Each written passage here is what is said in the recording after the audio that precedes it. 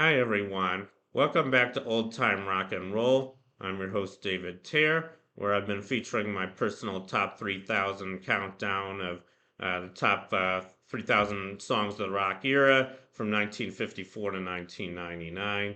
Today I'm up to song number 2833, and that one is Mercy, Mercy Me by The Ecology by Marvin Gaye. This was featured on his 1971 album called What's Going On. Also featured the title track, excellent song. I'll get to that one later. Anyway, I want to talk about Marvin Gaye to start with. He was one of the most successful rock artists of the rock era, I think. Here's a picture of him. He was born in Washington, D.C. in 1939. Unfortunately, he suffered a very tragic death at the hands of his father. His father killed him the day before his birthday, shot him over a fight over our insurance. I don't know what that was all about. But I remember when it happened. It was very tragic. It was April 1st, 1984. He wasn't even 45 years old. And I remember I was at the University of Michigan. I was just finishing up college when that happened, and everybody was shocked about it. And I remember the Big Chill had just come out. The movie The Big Chill it was a very popular movie, especially at the University of Michigan because that's where it took place in Ann Arbor, Michigan. And the opening song, I don't know if you guys remember this, but the opening song for the movie was I Heard It Through the Grapevine by Marvin Gaye. And everybody was clapping along the song when they played in the theater. And I think some people were even flashing cigarette lighters in honor of him. So it was a very tragic thing. But enough of that. I want to talk about his history. So he started out as a doo-wop artist with this local doo-wop group called the Marquis. They were a local DC group. He was with them for 3 years from 1957 to 1960.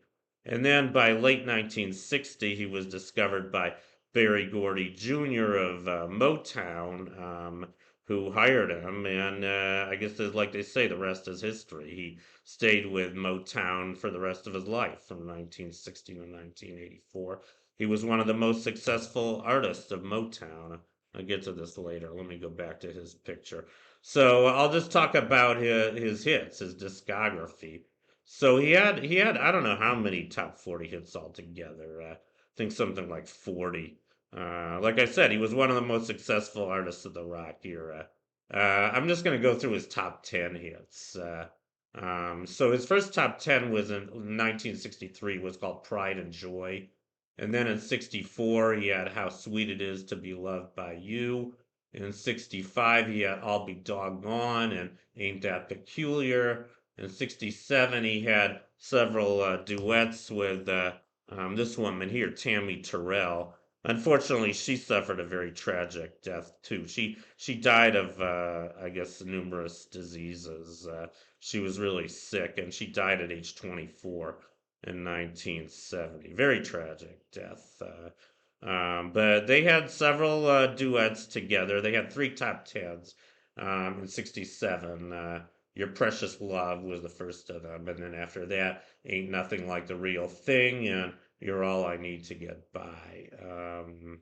And I just want to make one more comment about Marvin and Tammy. Another one of my favorite songs of theirs. It wasn't a top 10, but Ain't No Mountain High Enough. I think that was one of their best duets. And unfortunately, Diana Ross did a terrible remake of that song. I think she just ruined that song. Maybe you guys disagree with me. She had a number one hit with it in 1970, I guess, shortly after Tammy died. Maybe it was supposed to be a tribute to Tammy, but I'm pretty sure Tammy was rolling over in her grave if she heard it. No, Marvin and Tammy did an excellent version of this song. A lot of energy.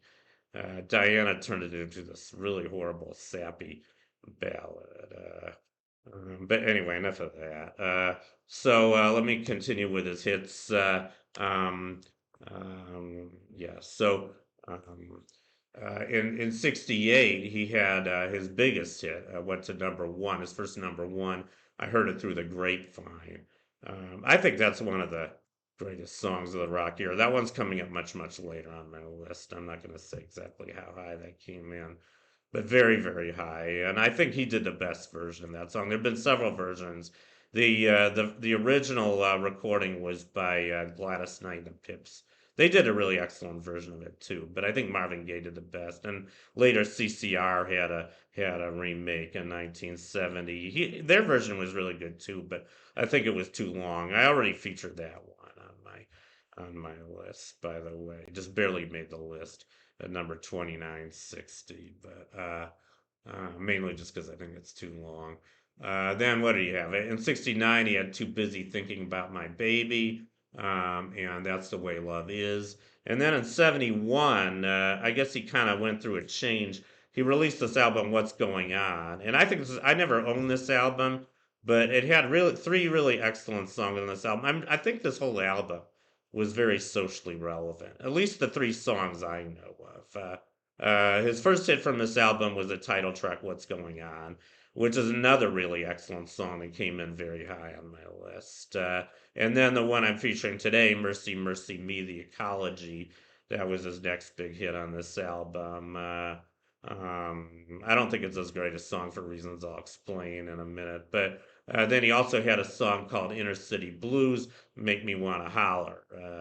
And then in 72, he had a song called Trouble Man. In 73, he had a second number one called Let's Get It On, which is a really excellent ballad. And then I guess he had a hiatus for about 4 years. He didn't have another top 10 hit until 77. His next top 10 went all the way to number one as well. That was Gotta Give It Up. I'm not that crazy about that song. I guess it was popular because it was a disco hit. I think it was his only disco hit, and disco was popular at the time. And then his last big hit came out in '82, just a couple of years before he died. That was Sexual Healing, and I think that's a really excellent song too. So he had a lot of great songs. He was just a really, really great musician. But now I'm going to talk about the song "Mercy, Mercy Me," the Ecology, and why I didn't rate it so high. I mean, I think it was very socially relevant when he released it in the 70s. It's about the ecology and the environment. And he's basically, just talking about how terrible pollution is. He talks about all these different kinds of pollution that are really bad. But I guess a good thing we can be thankful for is I think that we've cleaned up the environment quite a bit since the 70s. I mean, of course, we still have the possibility of we have climate change due to horrible increased CO2 levels in our atmosphere, but we've gotten rid of all the dirt. I mean, like LA. I mean, LA used to be so smoggy that it would hurt your eyes, back in the 70s. But now there's mandatory smog checks on all cars, and cars are a lot cleaner now. And so now there's not anywhere nearly the kind of smog in LA as there was. And like if you look at like Lake Erie used to be really, really filthy in the 60s and 70s, but they've cleaned that up and they've repopulated the fish. And, I just don't think pollution's as bad as it was when Marvin Gaye was singing about it, which I think is a really good thing. Unfortunately, the other two socially relevant songs I know of on this album, What's Going On and Inner City Blues, I'd say those songs are just as relevant today, maybe even more relevant than they were when he recorded them.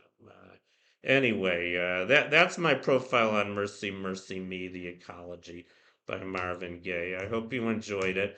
Thank you for watching. You guys rock, and I'll see you guys next time. Bye.